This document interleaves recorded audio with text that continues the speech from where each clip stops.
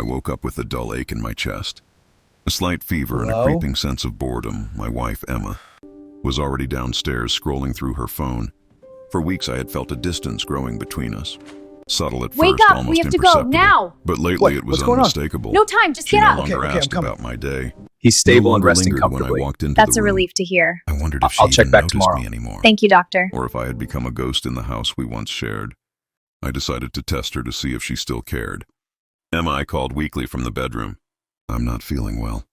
My voice cracked. A little more dramatic than necessary, but I needed her reaction. A few minutes passed before she appeared at the doorway, frowning. You're burning up, she said, placing a hand on my forehead. Her touch felt distant, almost mechanical. She fussed over me for a moment, then glanced at her phone, checking messages. My heart sank. I had hoped my sickness would pull her closer, but she seemed preoccupied with something else. By the afternoon, my fever, or my fake fever, worsened. I lingered in bed, listening to the muffled sounds of her day. The clatter of dishes, her laughter on a call that wasn't meant for me. That's when Dr. Carter arrived. He was cheerful, professional, and completely charming, the kind of man who seemed to light up the room without trying. Emma smiled at him warmly as he examined me, and my stomach twisted. I watched them together too, aware of every gesture, every laugh, every shared glance. She asked him questions I didn't understand, and he answered patiently, leaning closer than necessary. My chest tightened, not from illness, but from jealousy. I realized my little test was crumbling before me. I had wanted to see if she would stay, if she would care, but instead, I had placed her in the path of someone who clearly enjoyed her attention. As Dr. Carter scribbled notes on my chart, I studied Emma's face. She looked happy. Not with me, not because I was sick, but with him I felt a cold, bitter realization settling over me. I had created a scenario that encouraged this very thing. My sickness wasn't bringing her closer. It was showing me how far she had drifted. By evening, they were laughing together in the kitchen, and I stayed in my room pretending to rest. I wondered when the line had crossed from concern to something else. I wondered if she had always been this distant, or if I had only now opened my eyes. My plan to test her love had backfired spectacularly. Instead of proving loyalty, it exposed truths I wasn't ready to face, and as I lay there, feverish or not, I understood one undeniable fact. Nothing would ever feel the same again. Days passed and my illness lingered, or at least I kept it alive. With careful excuses, I stayed mostly in bed, sipping water and taking tiny doses of over-the-counter medicine. That made me look convincingly weak. I watched Emma's behavior closely, scanning for signs of care. But all I saw were subtle hints that she was distracted. Texts sent with hurried glances, soft smiles that weren't meant for me, laughter that didn't reach her eyes when she glanced in my direction. I felt the tight grip of jealousy around my chest. Sharp and unforgiving one evening, I walked past the kitchen, under the pretense of getting a glass of water. And there they were, Emma and Dr. Carter, talking quietly, leaning toward each other, in a way that immediately set my nerves on fire. Their conversation was casual, but their proximity spoke volumes. I froze in the doorway, pretending to sip from my glass. Heart pounding, I saw her hand brush against his. Not intentionally, perhaps, but enough to feel like a betrayal. The sight made my stomach churn. I wanted to confront her, to demand answers, but a part of me couldn't. Curiosity had me rooted to the spot, watching every movement, every expression. I hated myself for what I was doing, but I couldn't stop. I had started this deception as a way to test her loyalty. Yet here I was, witnessing the results with growing horror. The next day I noticed small changes. Emma left her phone unlocked on the counter. A text popped up from him, simple, friendly, but it made my blood run cold. Lunch orders started arriving differently, her favorite takeout mysteriously appearing on the counter, his handwriting on the receipt. Each detail was a small dagger, and yet I kept pretending, kept hiding in the bedroom like some paranoid observer of my own life. I began imagining their conversations when I wasn't there, inventing tones, words, jokes. The more I thought about it, the more I realized my plan had been foolish. My test had not measured her loyalty. It had accelerated a connection that might have otherwise remained casual or professional. The very sickness I used as bait had become a bridge between her and him. By the third evening, I couldn't take it anymore. I wanted to scream, to rip open the illusion and demand the truth. But I stayed silent. My own guilt made me cowardly. I had orchestrated this scenario, yet I was powerless to stop its consequences. I wondered if she ever suspected that my fever was fake, or if she simply assumed I was genuinely ill Either way, the knowledge that my lie had paved the way for her growing closeness with Dr. Carter was unbearable, lying there feverish or not. I realized something chilling. My test had failed spectacularly.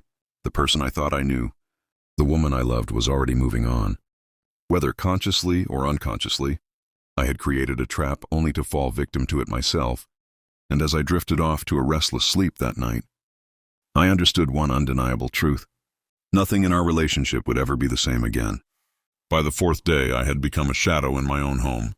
The sickness I had invented felt almost real now, not because of any physical symptoms, but because of the tension gnawing at me from within. Every laugh, every glance, every casual touch between Emma and Dr. Carter felt magnified. I noticed things I hadn't before. The way she tilted her head when he spoke, the slight hesitation before she responded to my questions, the warmth in her eyes that seemed reserved only for him. My own presence had begun to feel irrelevant. I tried to keep busy pretending to work from home, but I couldn't concentrate. The sound of their voices in the living room was a constant torment.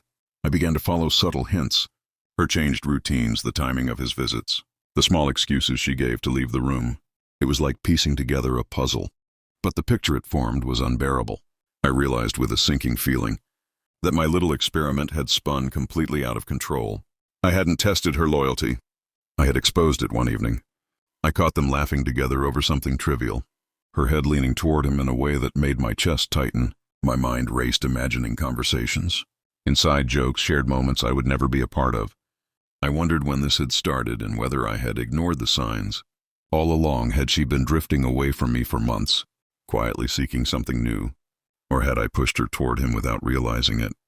Either way, the result was the same. I was watching the woman I loved grow closer to someone else, and I was powerless to stop it. The worst part was that she seemed unaware, or perhaps unwilling to acknowledge how much my presence had changed. I had become an observer, a silent intruder in the life we had built together. I tried to remind myself that it wasn't real, that my illness had nothing to do with her actions. But the proof was everywhere, notes left on the counter, texts exchanged when I wasn't around, moments of shared laughter that cut through me like knives. I felt trapped in my own home, a spectator in my own life, and it was terrifying. By the weekend, I realized I was living in constant tension, hyper-aware of every interaction. I began imagining confrontations that never happened, scenarios that would never unfold. The idea of speaking up terrified me. What would I say I lied about being sick? Would she even care? The thought of confessing my deception felt like stepping off a cliff, and I wasn't sure I had the courage to survive the fall. And yet, despite my fear, I couldn't look away. My sickness had become a lens through which I viewed our fractured relationship, a magnifying glass revealing truths I had long ignored. I understood with a clarity that was almost cruel, that this was not just a test of loyalty, but a test of my own limits. I had set this trap, and now I was caught in it. The woman I loved was laughing across the room with someone else, and the only thing I could do was lie in bed and watch. By the start of the next week, I couldn't take the tension any longer. Every time Emma entered the room, my chest tightened, my stomach twisted into knots. I had tried to pretend the sickness made me weak, gave me an excuse to observe, to gather proof, but the truth was worse than I imagined. My plan had backfired completely. She wasn't just distracted. She was invested, and the person capturing her attention wasn't me. It was Dr. Carter. I decided it was time to confront her. Though the thought filled me with dread, I rehearsed the words in my head countless times, each version more desperate and accusing than the last. I imagined her reaction, trying to predict whether she would apologize, deny, or confess. My mind raced. But every scenario ended with the same bitter conclusion. I had created this mess, and now I had no control over the outcome. I found her in the kitchen, leaning casually against the counter, while Carter laughed at some joke. Their hands brushed, subtle but deliberate. I wanted to scream, to run out, to rip the room apart. But I froze. My voice trembled as I finally spoke. "Emma, are you seeing him?" The question hung in the air like a blade.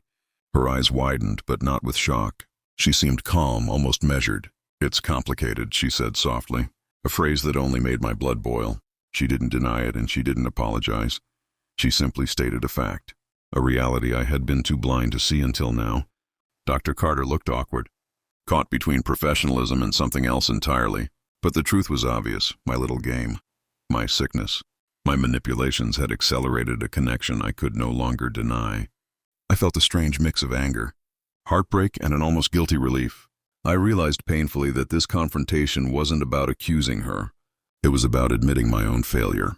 I had tried to manipulate love, to control emotions that weren't mine to control, and in doing so, I had opened the door to something I couldn't stop.